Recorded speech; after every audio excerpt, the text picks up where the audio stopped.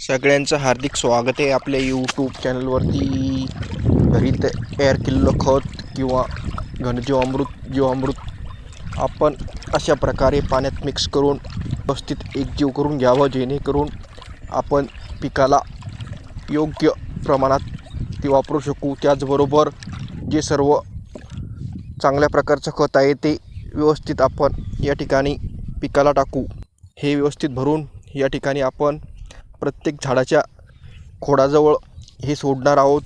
त्याचबरोबर जी लाईनीमधील भाग आहे त्या भागामध्ये सुद्धा टाकणार आहोत, जेणेकरून आपली जी जमीन आहे पुढील वर्षी व भविष्यात चांगल्या प्रकारे राहण्यास मदत होईल. त्याचबरोबर जमिनीचा पोत चांगला राहण्यास मदत होईल व एक नैसर्गिक खत जमिनीला मिळेल.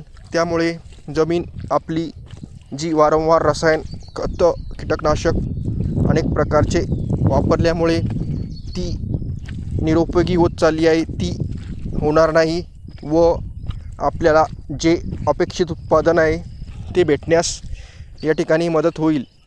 आपण हे अशा प्रकारे सर्व जे झाडं आहेत व त्यामधील जी जागा आहे त्यांना वापरत आहोत व